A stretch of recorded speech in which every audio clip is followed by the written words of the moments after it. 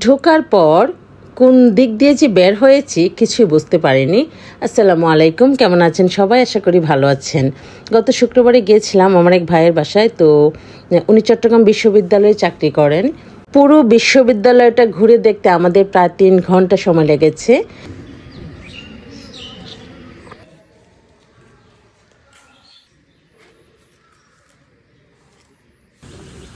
এটা হচ্ছে একাডেমিক ভবন।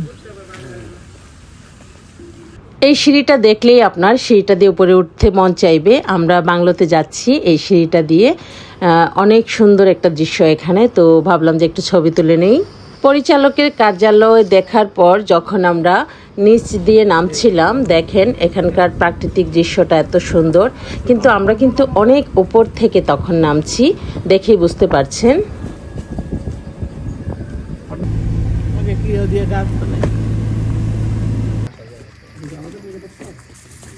এটা ইউনিভার্সিটির বোটানিক্যাল গার্ডেন নাকি? এই যে এটা পুরো চট্টগ্রাম বিশ্ববিদ্যালয়ের বোটানিক্যাল গার্ডেন। এই গাছগুলো অনেক সুন্দর, জাউ গাছগুলো। ওইদিকে আবার ওই যে এই গাছগুলো সুন্দর। আচ্ছা, ওই জায়গাটা করে আসি।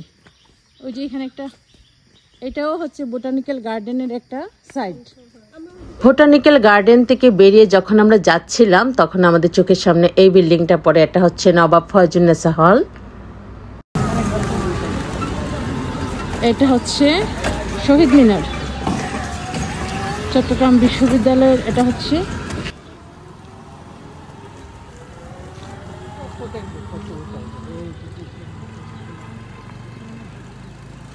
এটা হচ্ছে আইটি ভবন, আর সেটার পাশেই আছে সেন্ট্রাল লাইব্রেরি, গ্রন্থাগার। যেটা আসলে কোন টিলা থেকে কোন টিলায় উঠছি আর কোন ডিপার্টমেন্টে যাচ্ছি কিছু কিন্তু বুঝতে পারছি না।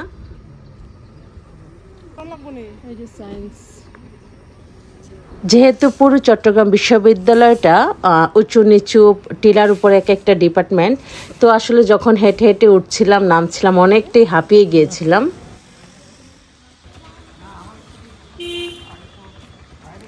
কেউ যদি মনে করে যে পুরো ডিপার্টমেন্টটা পায়ে হেঁটে দেখে আসবে একদিনে, তাহলে 4 থেকে 5 ঘন্টা সময় লাগবে। কারণ এক একটা ডিপার্টমেন্টে ওঠার পর আপনাকে একটু জিরিয়ে নিতে হবে। এখন যেদিকে যাচ্ছি সেখানে নাকি একটা ঝুলন্ত ব্রিজ আছে।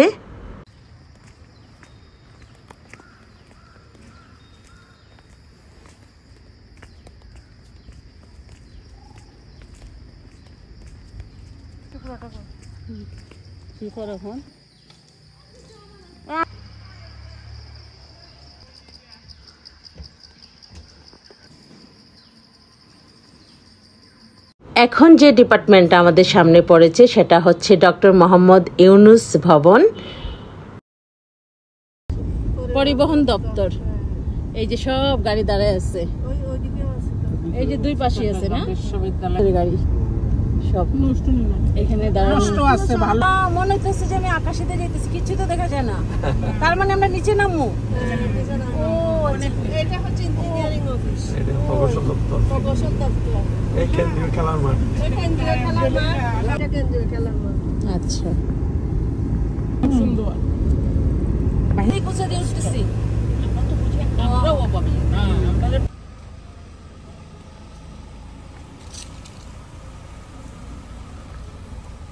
এক একটা ডিপার্টমেন্ট ঘুরে ঘুরে দেখার পর আমরা এতটাই ক্লান্ত হয়ে পড়েছি। তো হঠাৎ দেখি যে ফয়েজ ভাই গাড়ি থেকে নেমে যেয়ে আমাদের জন্য আইসক্রিম নিয়ে আসছেন।